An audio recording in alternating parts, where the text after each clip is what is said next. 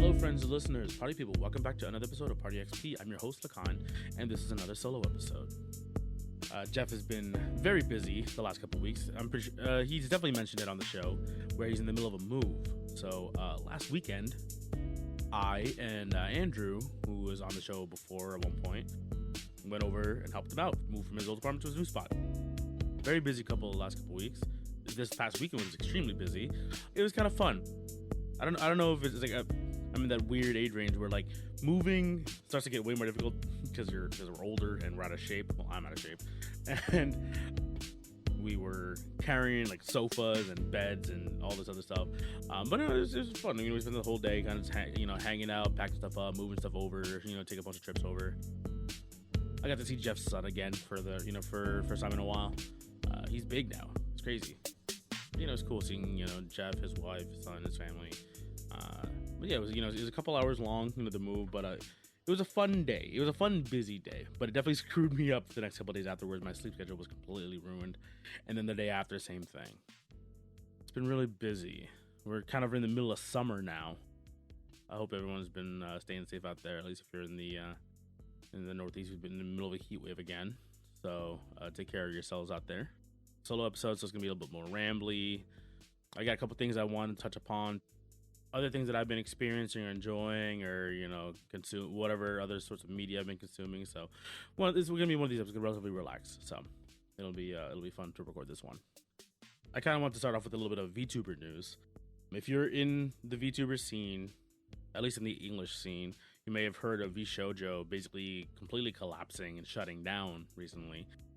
All of their talents, the biggest, I guess, biggest would be Iron Mouse, had announced that they had all left the organization at this point, and Iron Mouse specifically had mentioned that the VShojo had owed over $500,000 to the Immune Deficiency Foundation. VShojo had this reputation of being kind of like the retirement home for certain talents from other companies, basically, where if they had left and then they would rejoin under a new persona or their own personal IP, and then go back to VTubing under a separate corporation. And VShojo had the reputation of trying to be like the talent first organization, right? So all the talents get to keep their IPs; it's all theirs.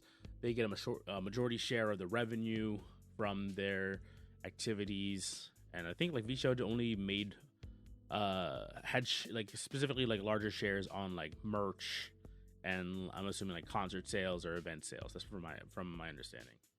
There's a lot of it obviously going on in the background. Not everything has been out yet, but all of the talents have basically said something now, explaining that a lot of them had not been paid in anywhere from like 6 months to almost a year and a half at this point, which is insane.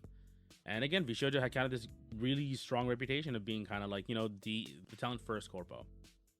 VShojo former COOs or former higher ups had like left the company before that as well too, and apparently now there's drama about them being like creeps basically behind the scenes.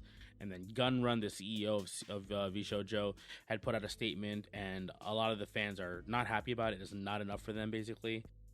Yeah, it looks really messy.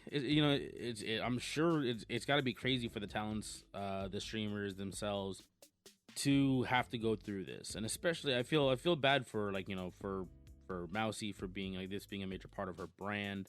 I mean, of course she's done so much on her own, and then of course being attached to like a big name like VShojo, like an up and coming organization like them, doing so much for charity, doing so much for visibility of her condition and for the Immune Deficiency Foundation, organizing through them and raising funds, charity, all that good stuff. And it's one of the perks of having an organization, is having the backing financially to support you when they want to do something like a charity or a major passion project.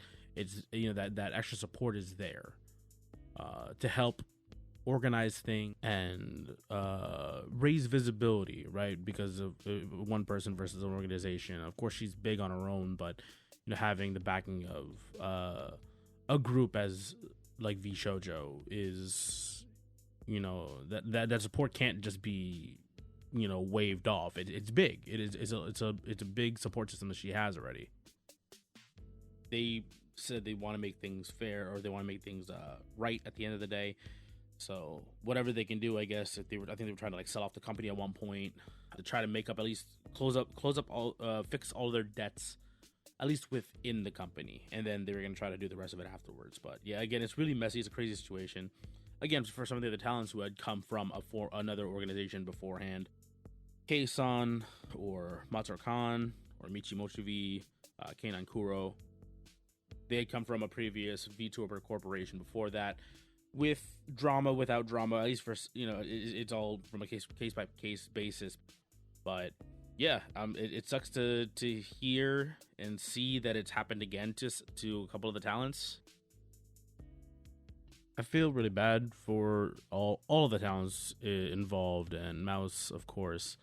But a little bit of brighter news is that she did throw out a I guess a call to action, I guess technically. So she put a link to the Immune Deficiency Foundation's charity donation link, and I remember she initially had a relatively conservative goal of $100,000, $200,000, something like that, and then it smashed through that to $500,000, and then I remember last time I heard about it 2-3 days ago, it was over the $1 million mark in only the span of a couple days. So yeah, at least some good came out of a bad situation.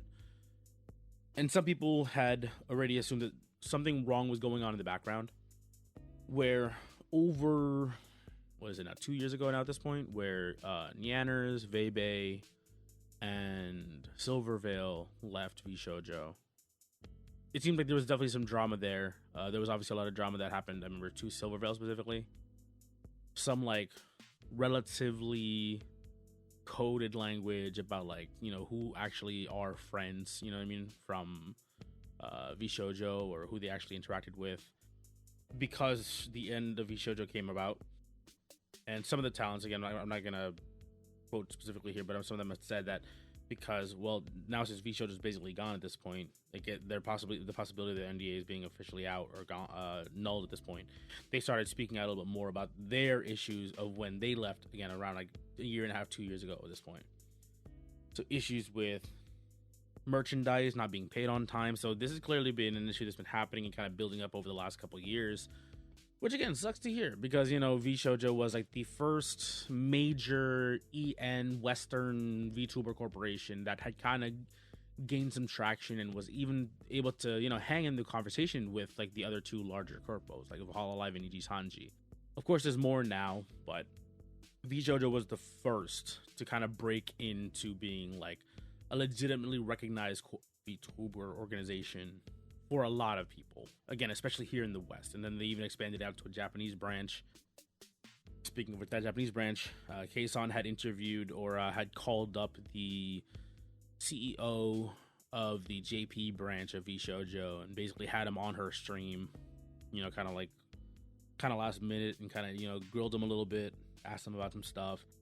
And yeah, it looks like there's some separation, at least within the EN and the Japanese branches of the company. Again, the EN is technically the main branch in this case, versus Hololive and EG Sanji and Vispo, where they're based in Japan. He knew something was going on, but it seemed like possibly he didn't have the power to really do anything on his end, and the Japanese side, because a lot of the stuff that they do goes through EN. I'm assuming including funds, finances, profits, so on and so forth.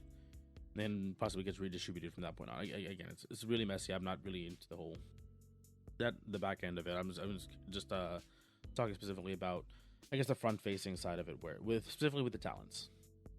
At this current point, Gunrun, again, the former CEO of VShojo, had filed for bankruptcy. He stated that he's trying to make things right with the talents there. There's been a lot of leaks of messages with management and employees of VShojo to talents, or within the company at this point. And yeah, so more and more stuff keeps coming out, and honestly, I'm just kind of keeping tabs on it, because again, it's kind of some big drama within the VTuber sphere. And it's big deal regarding the western side of the VTuber sphere.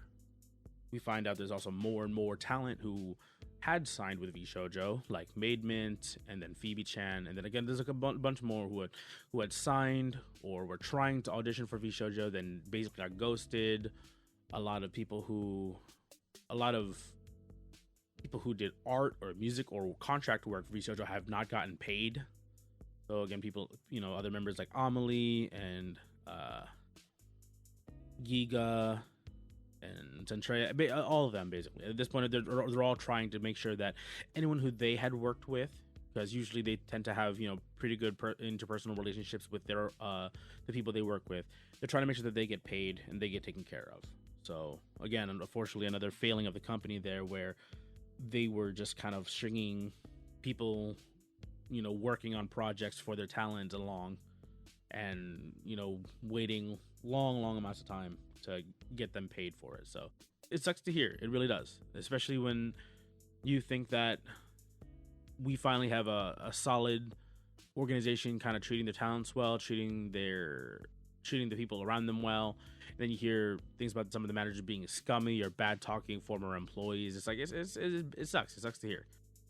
Luckily, again, for them, just because they own their IPs, they can go independent, no issue. They kind of have to hit the ground running and kind of restart, like do a quick restart here, But yeah, there's still more and more stuff kind of coming out about it over time, and I'm just keeping in tune with this one. Again, this one's just really interesting to see how crazy this all is. Basically, all on the back end stuff behind. We don't really get to see behind the scenes. All we can go off of is the word of the talents we do watch, right? The streamers, the VTubers that we do watch, and say if things are going well or things are going badly. And I just hope that all of them end up in a place where they're happy and can continue doing what they do.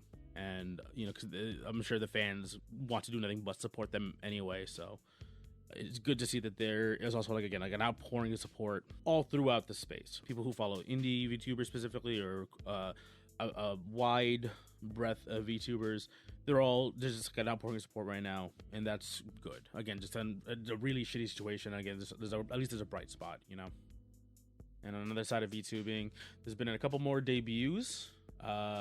We've had Nimi Nightmare a little while ago. Doobie was a couple months ago at this point now. Samiko Saba debut recently, so that's it's exciting. It's an exciting time for independent VTubers. If you are not as plugged into the scene, those are some big talents from Hollow EN. They had left the company and they decided to go independent.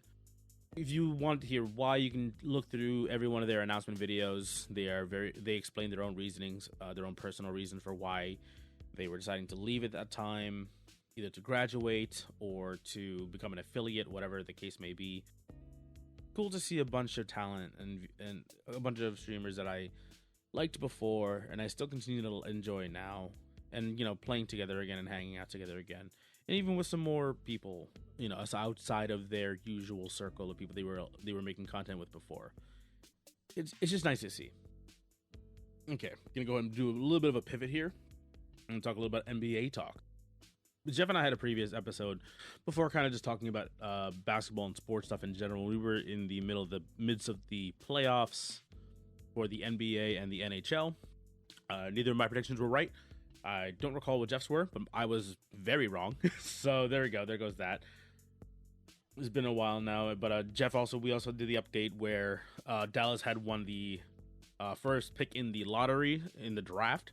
So the Dallas got Cooper Flag. We got to see him play in 2 summer league games. First one was against the Lakers. It was wild. It was wild seeing Cooper Flag play in the first summer league NBA games, and it had this kind of energy for an NBA of like an actual NBA game. And some of the podcasts I listened to of some people who actually went to some of those games, they said it felt like a playoff game. Like the energy, the hype was there. Obviously we're seeing a lot of the newer, younger talent and developing talent kind of playing off there, and kind of we got like a short break basically from the actual NBA finals to kind of come back and get basketball back going again. And yeah, no, it was cool to see Cooper Flag in his first outing. Didn't do the greatest. He had a kind of a little bit of a rough outing. I think he went like 5 for 20, 5 for 21. I forgot how many points exactly he scored, but like it's like 10, he went like 10, 8, and 7 or something like that. 2 or 3 blocks or something like that, which is cool. You know, again, he's a young dude. He's like the second youngest player, I think, at the time, or overall in the NBA. So it'll be cool to see him, you know, see how he develops as a player. His second outing was better overall. They played against the Spurs in their second game, and that was his only 2 summer league games for Cooper Flag specifically. He put up 31 points. 4 rebounds, 1 assist, 1 block. Yeah, and 2 turnovers. That's not bad. That's pretty good. It's real solid. And sure, you can always chalk it up to, oh, okay, well, this is the summer league. These aren't the starters, and you know, so on and so forth. But like, it's a quick early look into some of the talent that's going to be coming up, hopefully within the league. A couple of this, two other Santas that I remember seeing throughout the summer league was Miles Kelly and Ryan Nembhard. Ryan Nembhard is the younger brother of Andrew Nembhard, who plays on the Pacers. And the Pacers were just in the finals, so there you go. Bit of a smaller guard, but decent shot. You know, some 3-pointers. A second game was a little rough for him, but the first game he had a good night. Yeah, I think getting Ryan Nembhard after the draft, I think we signed him to a 2-way after the draft. It'd be cool to see how he develops along with Miles Kelly to see if they get any played later down the line on Dallas. But yeah, Cooper Flag had again, looking forward to see him actually play with the rest of the actual starting team.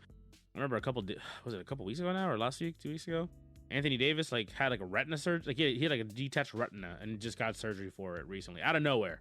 I just saw like he was like injured, and then I was like, what the hell's happening? And it's one of those things where I hear that you're supposed to have the once you have detached retina, it's supposed to be done relatively quickly, or else there could be some like long lasting problems. I'm like, how long ago did he injure this thing? Apparently he suffered that injury, the detached retina, like somewhere during the season. So I'm like, okay, cool. Why have we not figured that out yet or acknowledged that earlier? But yeah, hopefully that doesn't screw up with his depth perception, because again, it would be.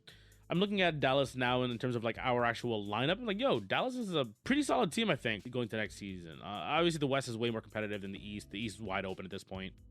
Looking at Dallas, you know, looking at our roster, we picked up D'Lo, right? D'Angelo Russell to be our starting point guard for now, at least until Kyrie comes back. Hopefully, Kyrie makes a recovery until this year.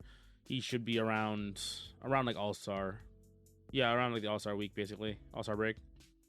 Kyrie also said on like one of his streams that he might not even come back this year. Or something. Like, it's like not exactly that worded, but you know, like he's like the possibility if he doesn't come back this year. But looking at our team, it's like D'Lo, at least for the starting part of the season anyway. D'Lo, Clay, Coop's gonna play. Yeah, Cooper Flag's gonna play at the 3. Anthony Davis at the 4, and then we got Derek Lively and Gafford at the 5. That's a pretty solid lineup. We're excited to see what the team actually looks like. And then on top of that, we still got Jaden Hardy. We have Exum still. We have Caleb Martin still there, being like a 3-and-D kind of guy. Najee Marshall still there as another person coming off the bench. PJ Washington. You know, we have availability. We have genuinely like a pretty deep team actually overall. When you look at it on paper. We have Musa Cisse. I don't know if he's actually on the roster or if he's just on the on like a 2-way contract or something. I don't exactly know about that one.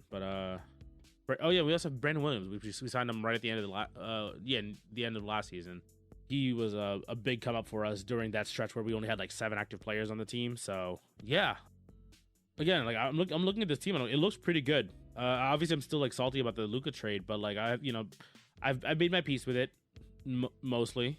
And I look at this team and I'm like, this is a pretty good team. It's a very deep team. Obviously, there's a lot of very deep teams and very good teams still in the West. You know, we're still like looking at the Rockets right now, which just looks really scary. The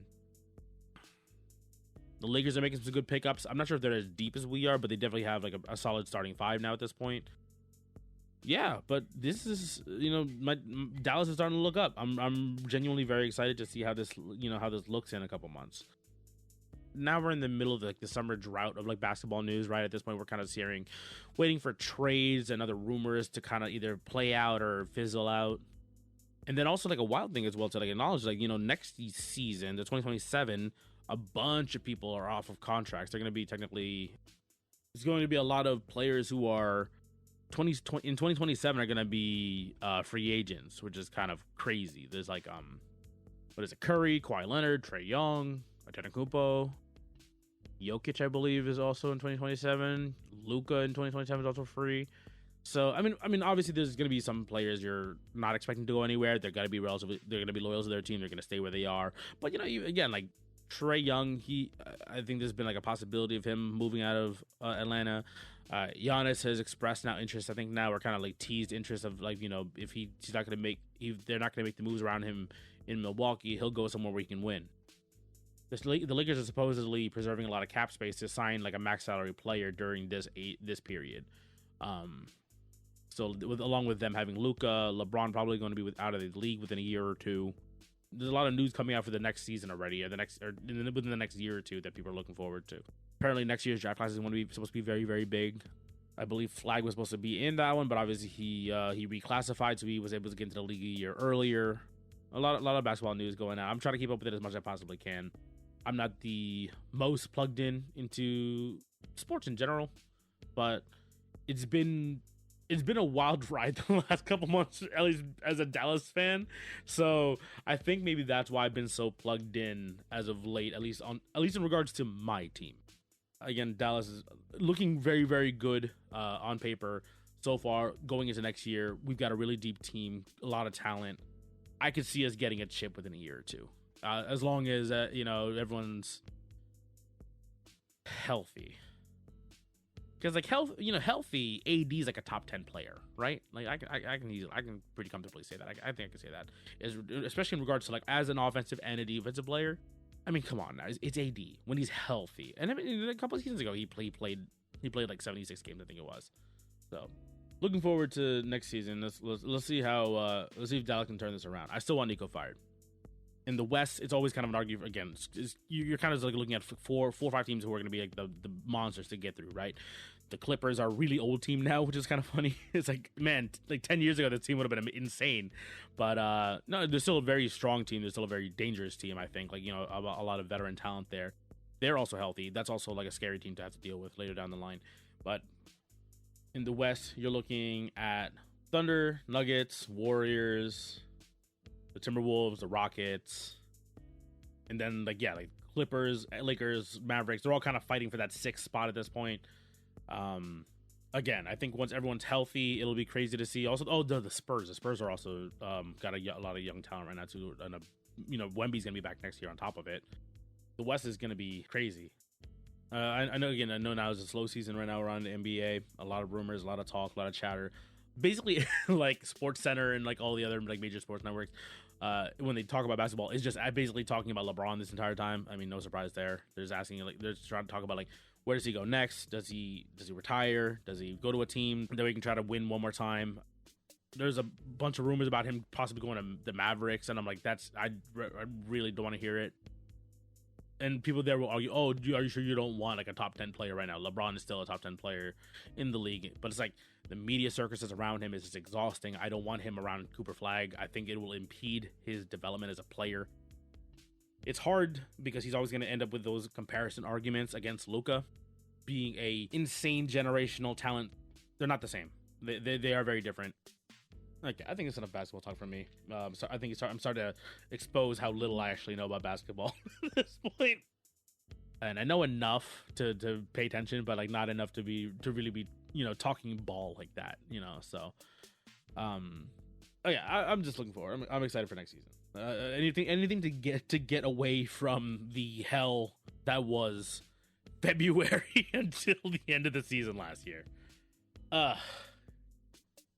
Okay, some stuff that I've been playing recently. Let's go ahead and pull this up actually. So so the Steam Summer Sale already happened. A bunch of other stuff that came out that I was like waiting for to pick up. A couple games that I picked up because friends were playing it. So like I'm sure that everyone's seen it at this point now. But like Peak is still kind of like the indie game right now, right? That a lot of content creators are playing with friends. Chaotic cooperative game, which is fun. I've enjoyed the hell out of it, honestly. Like I like these like cooperative kind of chaos games. It falls into what do you call it? I guess like the content type of games that like people play, like Lethal Company or Repo. But what I like about it is that it is a good game that I can play by myself. There's kind of this argument or conversation right now online of like co-op slop, I guess is the term that I saw, of games like Lethal Company, Repo, where it's like, oh, it's a cooperative game, but it's just like, oh, it just exists to make content out of, like was it Schedule 1, I think it was called? Was that the drug dealer? Yeah, Schedule 1 was it the weed game, like the weed drug dealer game. Really goofy, all this other stuff, right? It's like people make content around it as well too, when that blew up. Speaking of which, actually, I picked one up actually recently that where I think it's kind of picking up traction now. I kind of noticed it already. Mage Arena is like a first-person shooter, but instead of like guns and like wands, just basically in place of like firearms, you have a spell book, and it requires a microphone and it's open chat or open mic, but you have to say this name of the spell to fire it off. Again, I'm sure if you look it up right now, if you look it up on YouTube, I'm sure there's probably already a couple videos kind of like, again, I think this game's starting to like really find its footing and kind of starting to show up right now. It's $3 on Steam. Check it out. It's still in early access, but it's really fun. I really very much enjoyed it. I gifted it to a bunch of friends because I was very interested in it when I saw it. Again, this is even before I saw there was content around it. It just showed up on my Steam store, basically. So I was like, okay, sure, I'll check it out. And then I just saw the video. I was like, this looks hilarious. So I tried it out. Very fun. It's goofy. I made friends with it already randomly online, so that was fun to play. But yeah, I've been playing a lot of different stuff at the moment. Jeff and I talked about Uma Musume. I was still playing it. We are going to be recording on that relatively soon. Quick teaser. I'm enjoying it. That's all I'm gonna say. Uma Musume is a very, very good. Been very good to me so far, and it's been wild seeing it blow up when I've also got a friend of mine who's been playing it for a couple of years at this point. So the Japanese version. So yeah, we'll talk about one more when we actually record the third episode. Yeah, it's currently within my gaming rotation. I've been playing. I finally started playing more Rift of the Necrodancer. I've kind of been able to sit down a little bit more and kind of play more of it. I've very much so been enjoying that. RoboQuest I picked up as well recently, where it is a first-person roguelike with some really fun movement, a bunch of fun weapons in it. It's a little bit like Gunfire Reborn, I think it's called. Yeah, this is a little bit like Gunfire Reborn in the fact that it's a first-person. Yeah, it's an FPS roguelike. Funky abilities and stuff like that, and a really fun cartoon aesthetic. I've been enjoying it. I haven't been playing a lot of PvP stuff, so it's been nice playing something that has a lot of good movement and feels very fluid as a first-person shooter game. RoboQuest, if you've been looking to play some FPS stuff without having to deal with online people, I highly recommend it so far. I got back into Ready or Not very recently as well. One of my coworkers, his brother, had been playing it with me. One of their friends as well. We've been running in squads of 3 or 4. I was hoping to get some more gaming time with my brother, but unfortunately he's very busy at the moment, so I wasn't able to really play a whole lot with him. But hopefully when he's available again, we can kind of get a couple rounds in and play some more maps and stuff. Ready or Not's been out for a little bit now. It is basically like a spiritual successor to SWAT 4, I believe it was. It's fun. If you are a big fan of cooperative tactical shooters, I know some people who are like Arma fans who play that one as well. I recommend that game a lot to people who played or were very big fans of Rainbow Six Vegas, where like the T-Hunt mode, where you kind of just do scenarios and go around the maps, taking out hostiles. And in this one specifically, you can take them out or arrest them. You get more points for playing through the map non-lethal. So there's that too.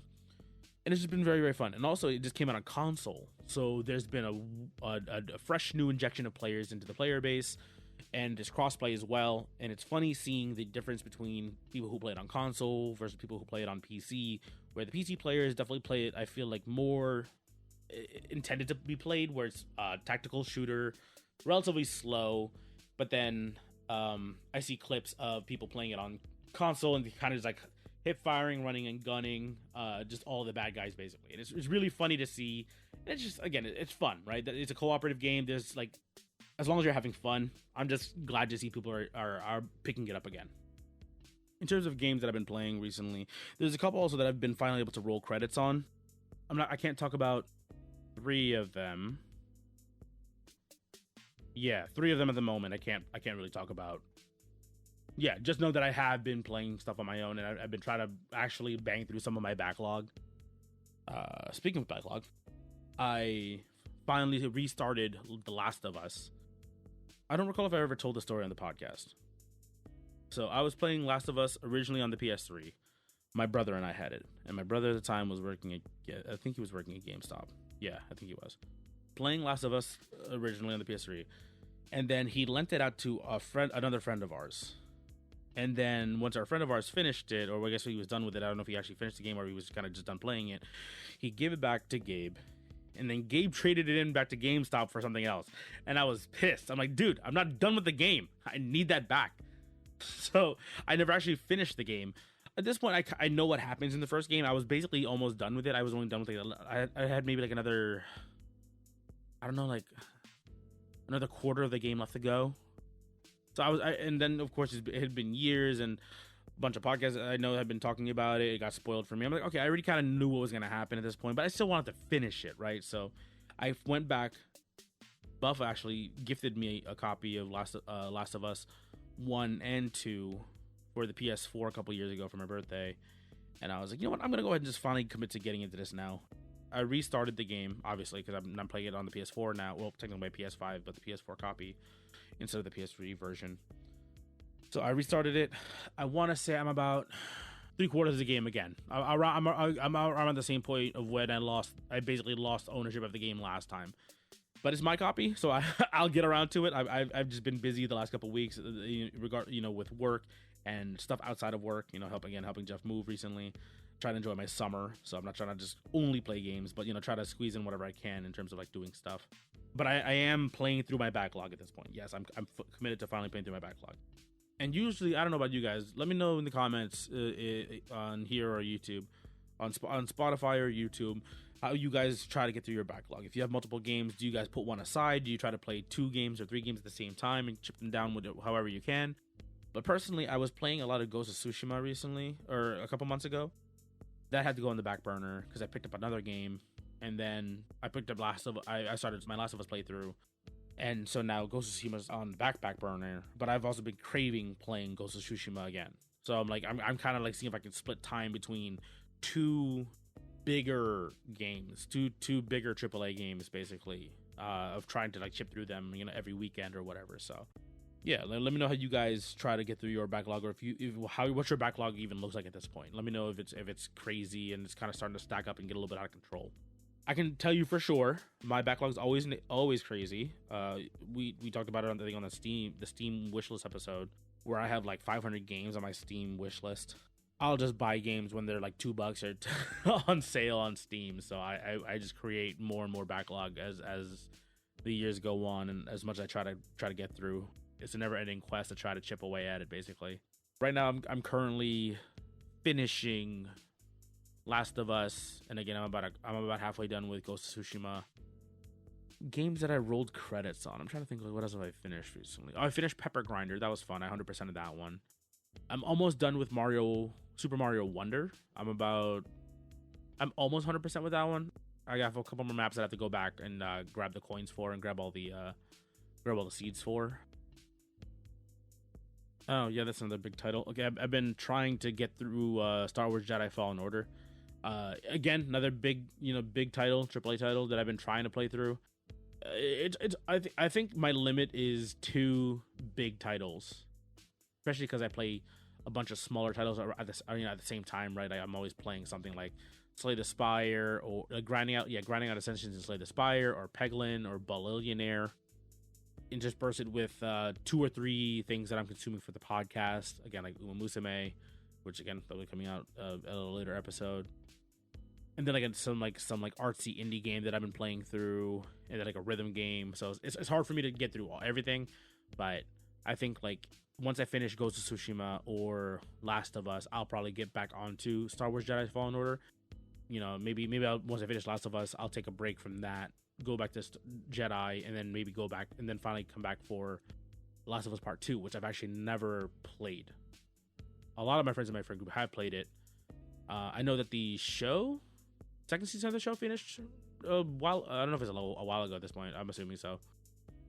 Unfortunately for Last of Us 2, I was spoiled I kind of already I know one big thing, the big thing about it, and why people are upset about it, but I haven't experienced it because again I haven't played it yet. So I want to see why people are upset. I know people are upset about it, or like like I guess some people are upset about it. I can't say all because that game is still very much so well received. I think overall very high rating on Metacritic, Steam, not Steam. Was it Metacritic, player reviews, so on and so forth. But yeah, like I know I have to eventually get into it so I can actually see what happens, and then I think I can form a proper opinion about the game, and then see before I just go off what everyone else is saying, because I don't want to just take someone else's word for it, at least in regards to a game that is that was like this big that I am pretty invested into. Again, I want to get into it. I just haven't gotten around to playing it yet because I don't know. I was in the weird block peak ever since I never got to finish the first game. But again, I'm on my way there.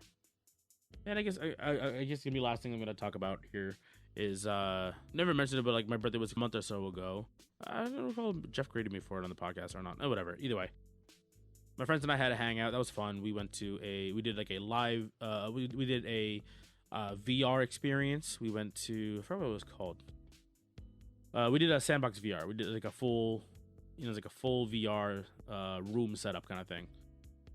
I have a VR headset, and I play smaller VR. I play some VR stuff at home, but this is a little different because obviously we're playing co-op.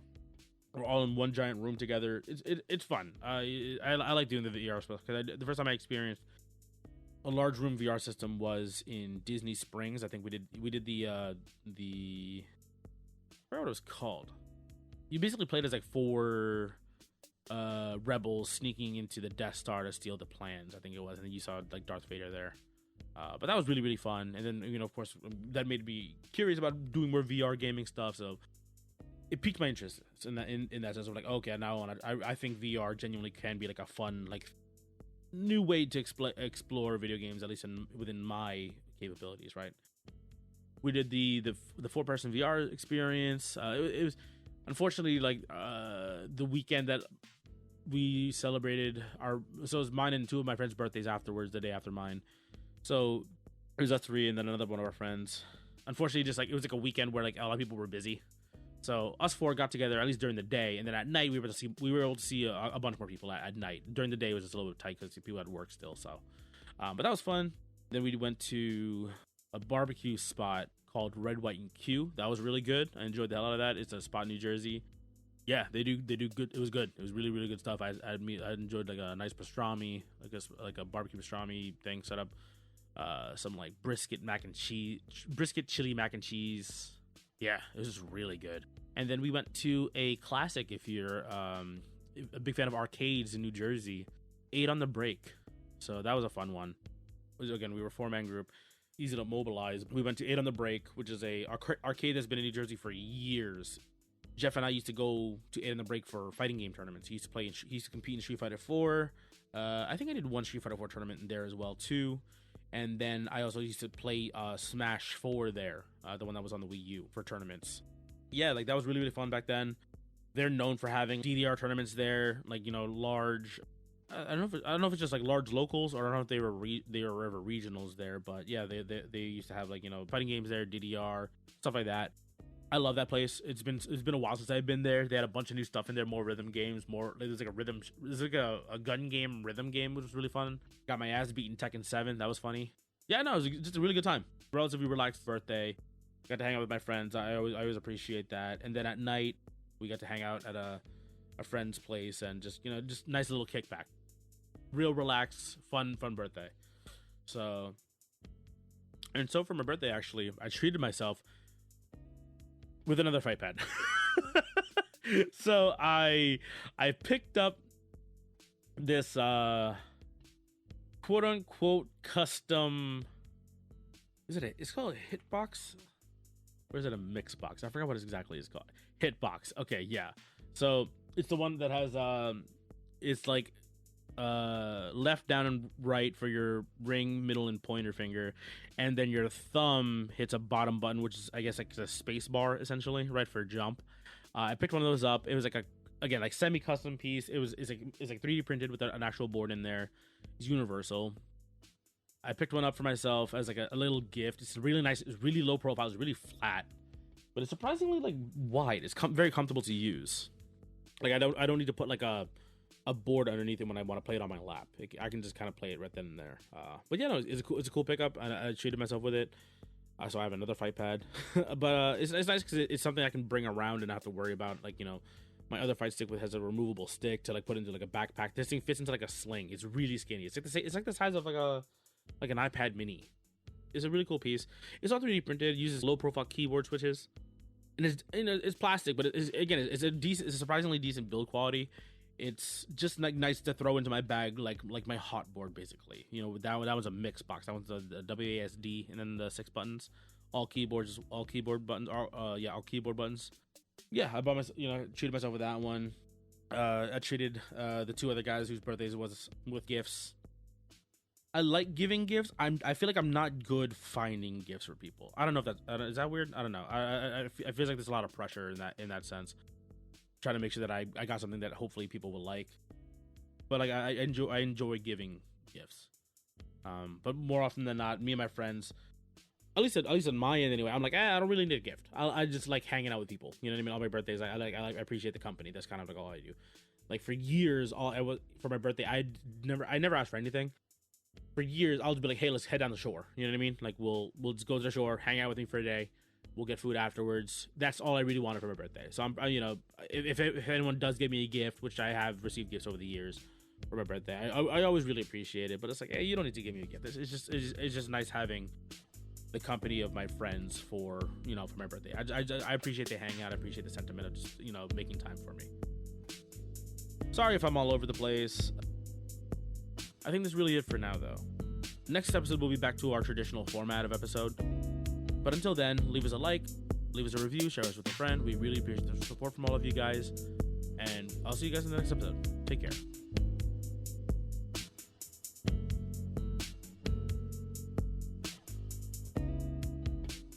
I shouldn't have recorded on a full stomach.